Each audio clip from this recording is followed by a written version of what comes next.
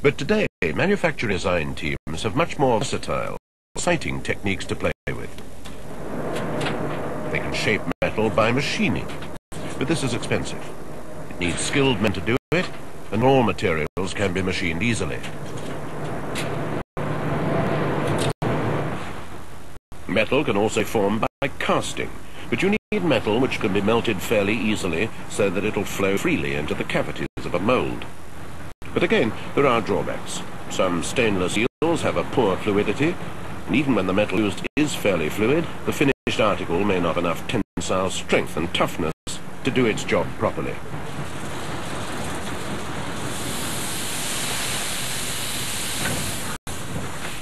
Forging, on the other hand, is an excellent method of inducing both strength and toughness into metal.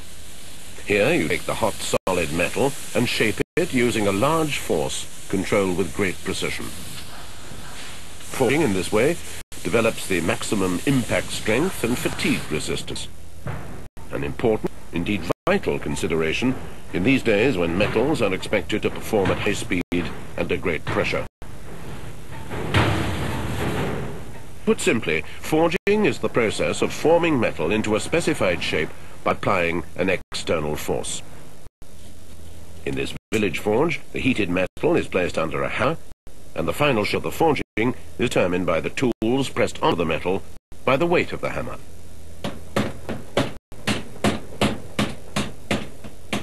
They're what's known as swaging tools. This is an ideal way of making small one-off articles. But what about a ship's propeller shaft, for instance? Exactly the same principles of forging apply on a vast scale, and the operation is a slow and delicate one.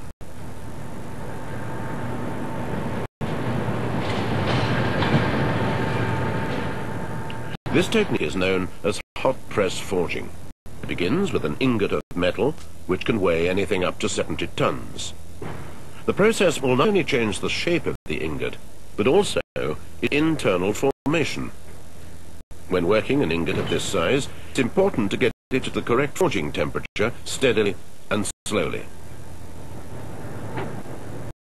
Too rapid heating would cause temperature gradients, which could set up thermal stresses and quite possibly crack the metal. In this particular case, the ingot was preheated to 650 degrees centigrade for 12 hours, and then held as temperature for another 8 hours. It was then raised to 1250 degrees, and held there for a further 12 hours. As the temperature mounted, the metal relaxed, as it were. The internal stresses were reduced.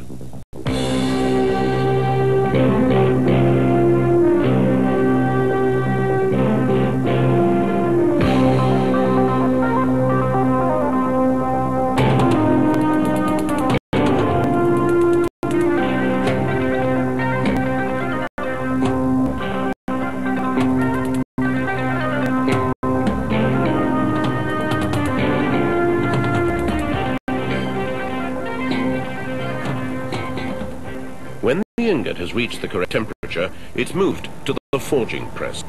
The 4,000-ton press requires considerable skill, experience, and teamwork to operate. Although the job demands precision, speed is essential. The moment the ingot leaves the furnace, it starts to cool, and it'll only remain in a workable condition for a couple of hours. Trying to prolong this time isn't possible. Raising the temperature higher would result in oxidation and a coarse grain structure. The ingot would lose its malleability, and instead of forming under the weight of press, it would just crumble. The forging process, as well as changing the shape of the metal, must enhance its mechanical properties.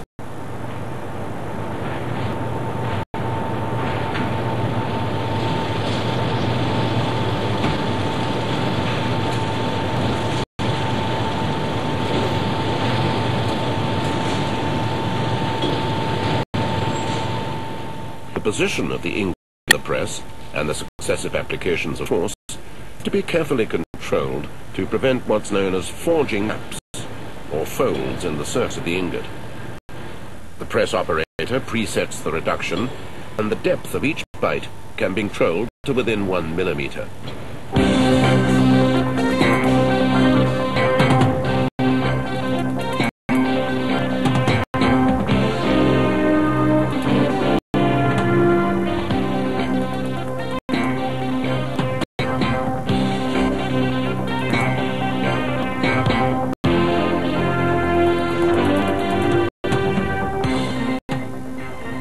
Forging breaks down the original coarse grain of the ingot structure.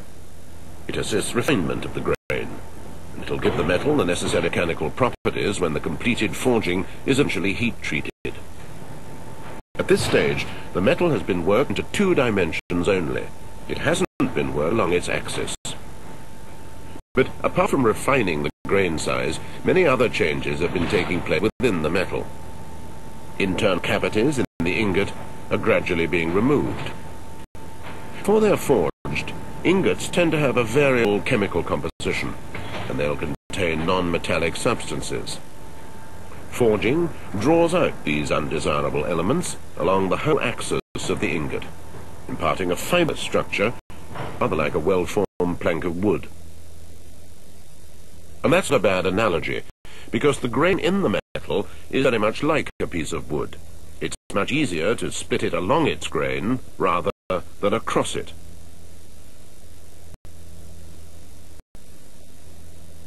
It's this fibrous structure which affects the strength of the material, and it varies from plane to plane.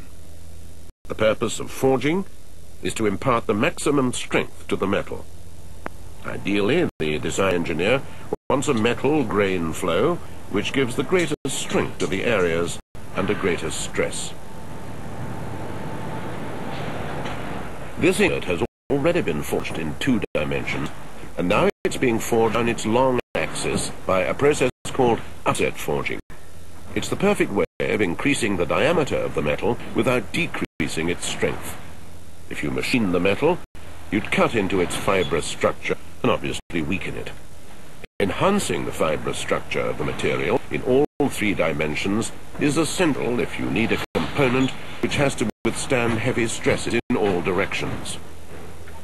Take a die block, for instance. This must be uniformly strong and tough because of the stresses under which it has to work. When you forge a die block, you work it in all 3 directions to achieve the ideal grain flow. These die blocks started life as part of a rolled steel bar called a bloom, with the grain flowing along the direction of rolling. A section, it's called a billet, is removed and heated in a furnace. The first step is to upset form the billet and reduce its length by half. Technically, you'd call that a 2-to-1 forging reduction. By upsetting along the longitudinal axis of the bloom, the metal will be worked in a new direction and will be given the required fibrous structure. Ideally, this means changing the original grain so that it flows identically in all directions.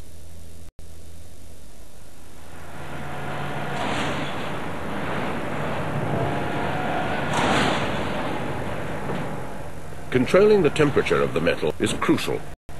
The lower limit of temperature at which forging is completed is called the finishing temperature. This mustn't be too high, otherwise the final crystallization will result in grain growth and a coarse grain size. If the finishing temperature is too low, on the other hand, then the metal will be what's known as cold worked, and that can lead to distorted grains and the formation of cracks in the metal. Great skill is required to finish the work at the correct temperature.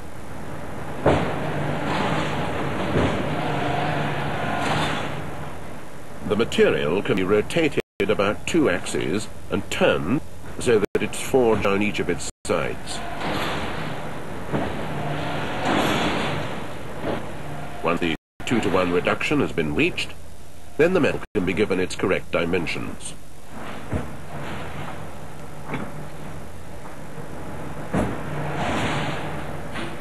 Forging these blocks so that each has square sides and sharp corners requires a high degree of skill.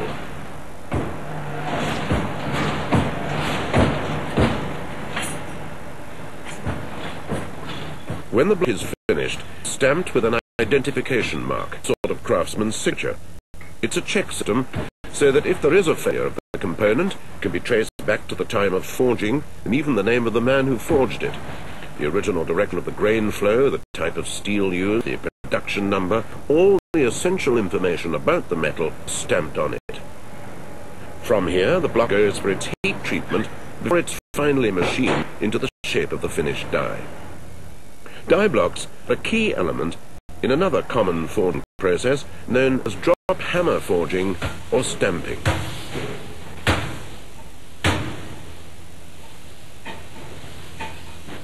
One half of the die is attached to the anvil and the other to the hammer. The hammer is lifted to the appropriate height above the anvil and allowed to fall onto the metal billet. As the hammer falls, it forces the metal into a cavity between the two halves of the die. Drop forging is an ideal way of manufacturing all sorts of complicated shapes.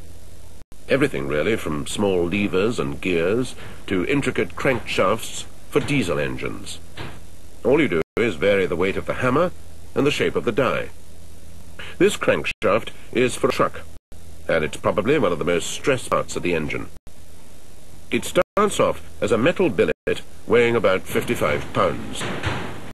Raised in the furnace to 1300 degrees centigrade, it's brought out and taken straight to the anvil.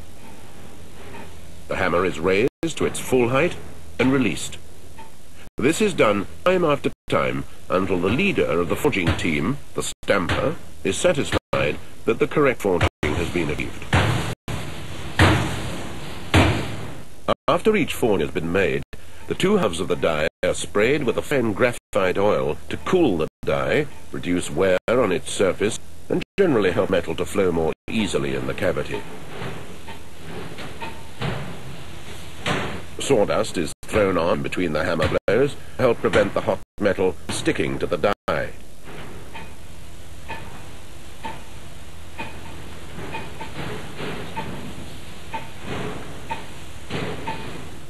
The hammers themselves are rated according to the maximum kinetic energy they release. The purpose of the first hammer blow is to remove the surface scale and round off the edges of hot billet. The force of the hammer causes plastic flow in the metal, and this gives it a tough, fibrous structure. The dies are designed to produce the most advantageous flow of the metal, so that the grain follows the general contour of the forging.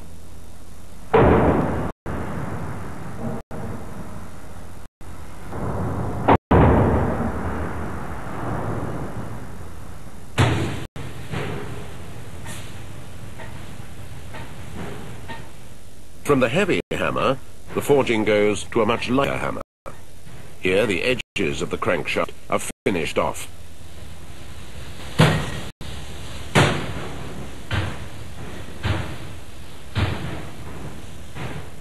Then to the final stage of the process, a hydraulic clipping press. Here the surplus metal, it's called the flesh, is removed. On the same hydraulic press, the crankshaft is straightened. This corrects any distortions which may have been caused in the forging process. One drawback is that a lot of expensive prime material, about 20% of the original forging, ends up as waste. But despite this, it's a method which produces forgings fairly cheaply and in all sorts of sizes, anything from an inch to several feet in length. And a wide range of metals can be used, almost anything from steels to alloys of titanium and aluminium. A variation of the drop hammer forge is pressure-closed die forging. Here the metal is forged with a continuous force applied slowly, rather than repeated hammer blows. The force is much more powerful here, and can sometimes be the equivalent of 6,000 tons. It's obviously a faster process than stamping, and the high cost of machine is justified by the increased output. Another bonus is that the dies are more easily aligned with each other. This can give a better accuracy in the dimensions, as there's no jarring of the component in the die. But the big advantage of pressing over drop forging is that the pieces work uniformly throughout the metal, compared with drop forging, where the impact tends to be confined to the surface. This can be important when forging large components like these diesel engine crankshafts. They start life as 140-pound billets from a length of steel bar. Then they're heated to the forging temperature of 1260 degrees centigrade in an induction furnace.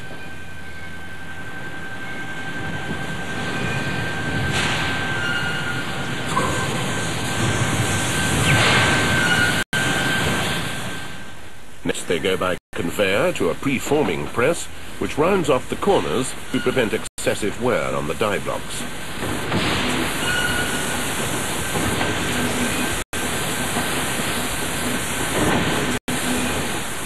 From here they go to the press itself, which is capable of applying pressure up to 6,000 tons. It's one of the largest enclosed die presses in Europe. The preformed billet is first of all placed on impression mold and then to the finisher impression. A pair of dies like this could produce up to 8,000 components before they wear out.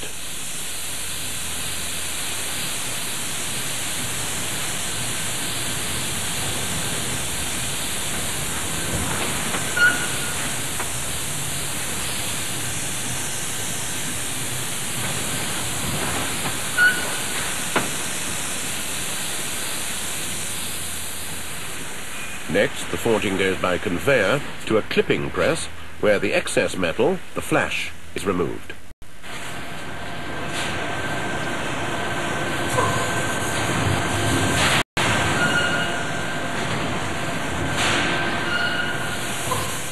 The crankshaft is moved onto the hot set press to get rid of any distortion. The specification of these particular crankshafts calls for them to be hardened by oil quenching from 870 degrees centigrade and then tempered. As you can imagine, this is a hot and noisy place to work in, one where automation can make the working conditions much easier. During the last decade, special forging equipment has been designed to cope with long runs. Machines like these are capable of producing 4,000 forgings an hour, and they've excited a lot of interest among designers and production engineers. This particular machine, it's a variation of the pressure-closed die technique, is producing gear blanks for the car industry. First of all, steel rod is heated to the forging temperature by passing a current of 20,000 amps, 100 volts, through it. That's enough power to heat a whole town.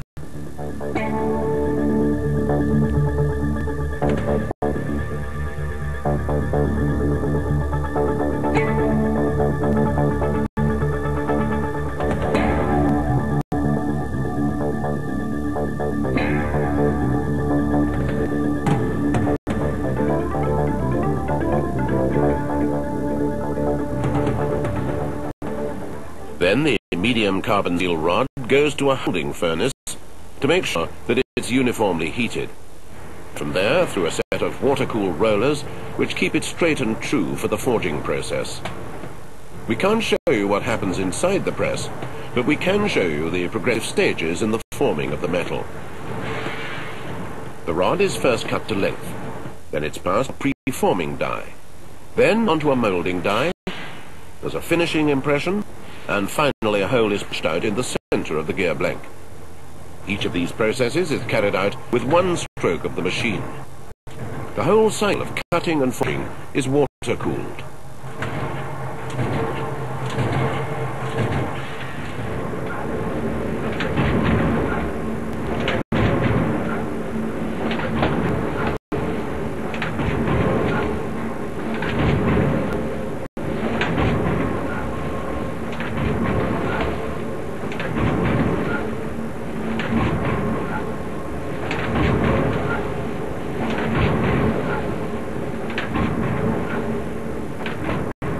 From here, the gear blanks are taken to be heat-treated. The central cores go for scrap. Like other conventional forging processes, there is some waste material, and this has led cost-conscious designers to come up with a bright idea where there's virtually no waste at all. It's called powder forging, and it's based on the principles of powder metallurgy. A steel powder preform of accurate weight and shape is prepared, and from this the finished part can be produced with much greater accuracy in fully closed dies. These powder preforms of conrods for a high-performance sports car produce forgings which need little or no final machining, and they'll be lighter and stronger than conventional forgings. These commercial vehicle wheel nuts began life as atomized steel powder. To get really high strength, you need to use irregular shaped particles. The powder is metered into a die cavity, and pressure is applied to produce a green preform.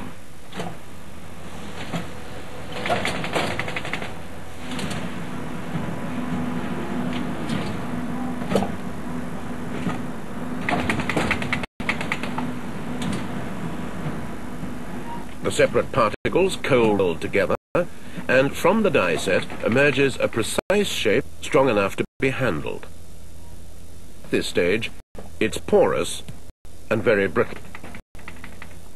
The preforms are then heated in a controlled temperature gas furnace. The first temperature, at 850 degrees centigrade, removes the wax or stearate which was added as a lubricant at the first pressing. The second temperature, 1150 degrees, increases the interparticle bonding. But even at this stage, the component is still porous. A mixture of carbon monoxide and hydrogen provides carbon-containing gas, and this is carefully controlled so that carbon is incorporated into the preform. After the preform is removed from the sintering furnace, it can be cooled.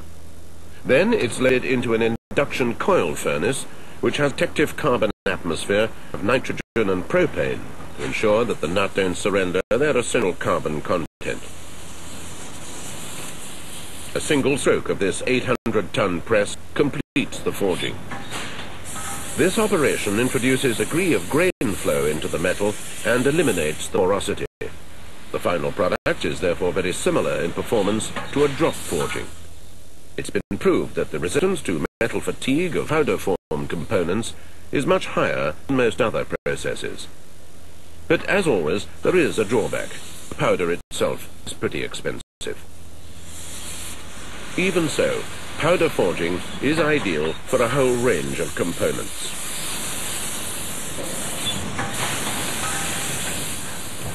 The one great advantage of any form of forging is that in the process, the metal itself is enhanced. It comes stronger and tougher.